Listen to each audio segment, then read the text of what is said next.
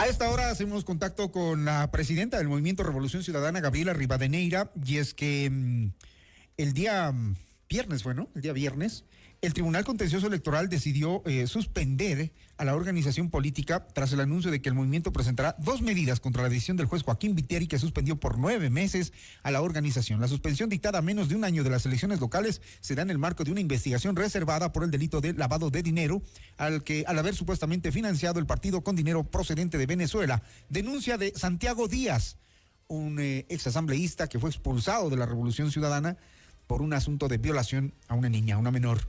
Gabriela, buenos días. ¿Cómo reaccionan frente a esta decisión? Bienvenida. Buenos días, Hernán. Un saludo a todas y todos en este inicio de semana. Primero decir que son 8 años de prescripción política frente a la dirigencia y a la organización de la Revolución Ciudadana en el Ecuador, lo cual ahora, digamos, no debería naturalizarnos ni cotidianizar una falta tan grave que están realizando a la democracia y al Estado de Derecho. Y lo voy a decir por algunas razones iniciales. Primero, la organización política nunca fue notificada de que estemos inmersos en algún tipo de investigación. Segundo, estamos ya con el calendario electoral en marcha. El 14 de febrero el Consejo Nacional Electoral presentó el calendario electoral y por lo tanto no puede haber modificaciones en las organizaciones políticas. Tercero, el delito por el que supuestamente es suspendida la organización es por delincuencia organizada con fines de lavado de dinero. Primero, artículo 49 del Código Orgánico Integral Penal. No existe esa figura para sentenciar a personería jurídica, solamente a personería moral. Por lo tanto, la organización política no puede ser suspendida por esa razón legal. Pero segundo, y dando seguimiento a que no hemos sido convocados, de cuándo acá hay que me diga este juez que se puede sancionar una organización política sin indagación previa. Es decir, es una locura lo que está haciendo un juez que además fue sacado del sistema de justicia, que nuevamente fue en el Trujillato que volvió a tener su lugar después de ser sentenciado. Es decir, no tiene calidad moral ni ética, está sirviendo como un tinterillo del gobierno de Daniel Noboa y de esta dictadura que está afectando fuertemente los derechos democráticos del pueblo ecuatoriano. ¿Qué acciones preparan? Tenemos algunas acciones en ámbito jurídico. Hemos enviado ayer ya una primera acción justamente de revocatoria de auto, pero también de pedirle al mismo, hacerle ver al juez los daños y la afectación legal, jurídica, procedimental en los que está incurriendo para lograr que esta medida se revoque. La organización de la Revolución Ciudadana no puede ni debe en este momento estar sancionada. Y en ese sentido, no solamente acciones jurídicas, penales, sino que además una gran reactivación de nuestra gente a nivel de territorio. Muchos de nuestros militantes y aún de no militantes, de gente que tampoco milita en la Revolución Ciudadana, se ha manifestado con la preocupación porque hoy es la RC, mañana puede ser cualquier otra organización política que pueda ser quitada del tablero electoral por miedo de Daniel Noboa a presentarse en papeleta con la fuerza política más grande de este país. Ustedes han dicho que también van a presentar 100,000 demandas contra la decisión del juez Joaquín Viteri y que van a solicitar. Esto de Santiago Díaz, ¿cuánto les incomoda a ustedes? Porque se dice que él está entregando la información. Él mismo gritaba el otro día al salir de la fiscalía: fui yo el que traje tanto dinero para la Revolución Ciudadana y para la campaña. Yo le entregué el dinero a algún personaje político que ahí nombró. ¿Qué tan incómodo es ese señor? No debería incomodarnos a nosotros. Debería incomodarle al país que se le esté dando cancha a un violador de una menor de edad.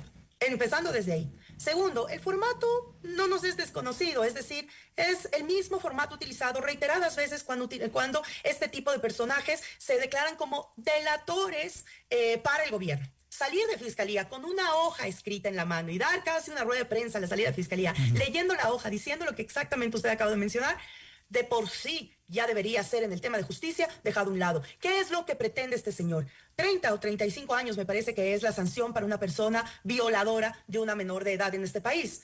Declararse como supuesto delator seguramente está anclado a ofrecimientos de rebaja de pena. Así actúa este gobierno, no es primera vez y no debe sorprendernos. Pero aquí hay que ser absolutamente categórico. Y lo voy a decir, como lo he dicho con absoluta firmeza, la Revolución Ciudadana no ha recibido ni recibirá fondos internacionales para campaña de ningún país. Antes, hace unos años fue Colombia, ahora es Venezuela, mañana esperaremos que otro país. Es decir, la solidaridad de los pueblos no se expresa en el tema de apoyo financiero para campañas electorales. Si creen que es así, están muy equivocados quienes piensan que esta acusación va directamente a la organización política. Pero insisto, esto que he sacado de la manga, ¿por qué se da, Hernán? En el TCE tenemos 4 procesos abiertos. 4 procesos abiertos por la campaña electoral del 2023 que han sido denunciadas por la señora Tamain frente al TCE. La primera audiencia fue la semana pasada, frente a la lista de candidatos de asambleístas nacionales del 2023. La jueza Coloma dijo con absoluta claridad: CNE, haga bien su trabajo. Esto ya prescribió. Por favor, no nos haga perder tiempo, y mandó incluso a los funcionarios del CNE a disposición de Contraloría y de Fiscalía. Los 3 procesos siguientes, que era asambleístas de América Latina y el Caribe, binomio presidencial primera vuelta y binomio presidencial segunda vuelta, tenían el mismo fin, es decir, la prescripción. ¿Qué intentan entonces sacándose esto debajo de la manga? Que no se les caiga el absurdo de la caja chica, que es una caja china, es decir, de supuestos fondos internacionales para el binomio presidencial. ¿Cuándo sale esto, Hernán? Sale justamente en los días en los que desde Zaragoza, un detenido que está enfrentando cargos de narcotráfico dice desde Zaragoza, en un juzgado de Zaragoza, que quien es el autor intelectual del asesinato de Fernando Villavicencio es presuntamente el presidente del Ecuador, Daniel Noboa. Justo paralelo. ¿Y qué pasa con esto entonces? Todos vamos al foco de atención hacia supuesto financiamiento internacional, pero no vemos asesinato de Fernando Villavicencio, Progen, Hacienda San Luis, Blasti, las hectáreas de la Libertad, Petro Noboa, Helbir, es decir, una serie de temas que están en investigación a la espera de que alguien pueda decir algo de qué es lo que está pasando con el gobierno frente al relacionamiento a temas de redes de corrupción, como fue Progen, evidentemente, o temas del narcotráfico, como lo es Blasti o como lo es... Gabriela, y cuando usted asume la presidencia de la Revolución Ciudadana, ¿cómo encuentra las cuentas? Porque también ese es un poco el desorden que no se ha visto y que no se siente, porque siempre a la anterior presidenta, quien le precedió a usted en la Revolución Ciudadana, se le cuestionó, se le preguntó de dónde viene el dinero, y siempre fueron diatribas, nunca fueron a aclarar. Es más, en el mismo Consejo Nacional Electoral no tienen las cuentas claras, pues. Entonces, evidentemente, eso sirve para que, como se dice en el vulgo, ustedes dan papaya también, pues. Mire, Hernán, la Revolución Ciudadana es la organización política más investigada, más vista, más cuestionada desde los órganos de control. Obviamente lo que les interesa es tener cualquier pretexto para sacarnos de papeleta. Eso es lo agravante, ¿no?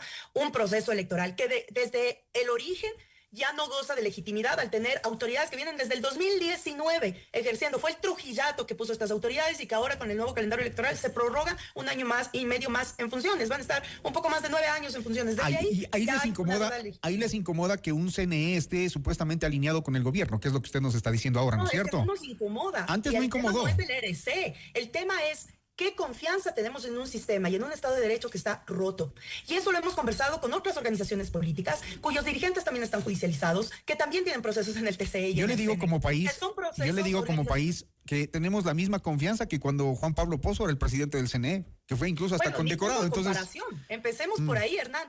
Y yo me refiero a la independencia de los procesos electorales, a eso, y a los partidos.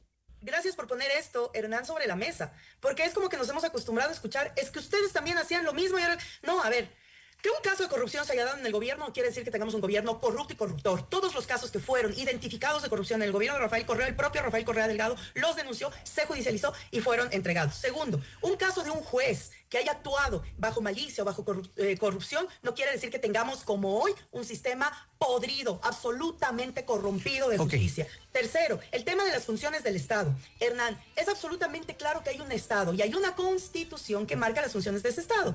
La Constitución fue ratificada en noviembre del año anterior por la mayoría del pueblo ecuatoriano, y parece que al gobierno de Daniel Noboa no le importa en el país más inseguro y violento del continente. En vez de dar respuesta a las familias que están esperando respuesta de un sistema de justicia, manda todo el sistema de justicia a perseguir. Pero solamente para concluir lo que usted me decía, la organización política de la Revolución Ciudadana vive por el aporte de sus adherentes, porque además el órgano electoral ha represado los fondos de asignación presupuestaria que nos corresponden desde el año 2022, sin contar que son 7 semanas ya desde la convención de Manabí en la que la nueva directiva tampoco ha sido registrada. Me pasé un minuto, Gabriela, y no quiero irme sin pedirle una reacción a lo de Aquiles Álvarez, rápidamente, por favor, al traslado de ayer a la cárcel de mayor seguridad.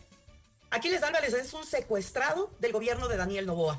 ¿Qué mayor dictadura que quitar residencias a extranjeros que por años han vivido en este país? Que una autoridad en ejecución como Aquiles Álvarez, alcalde de Guayaquil, el que se atrevió a decirle, a denunciar la corrupción de Daniel Noboa, hoy esté secuestrado y peor aún, exponer como un trofeo, como ya lo han hecho 8 años con Jorge Glass, en la supuesta cárcel llamada la cárcel del encuentro, es desproporcionado e irracional. Esto va a ir a los entes de derechos humanos de organismos internacionales porque no puede darse. Pero no contento con eso, no quiere solamente quitarse a Aquiles por un proceso judicial lo que no va a poder ganar en las urnas, sino que ahora arremete contra la organización política más grande y la de oposición más fuerte de este país para evitar que estemos en papeleta. Y lo hemos dicho, no es primera vez que pasamos por esto. Bien. Desde el 2018 estamos enfrentando una suerte de proscripción, pero no entendieron que somos semilla. Y esto no es una preocupación del RC.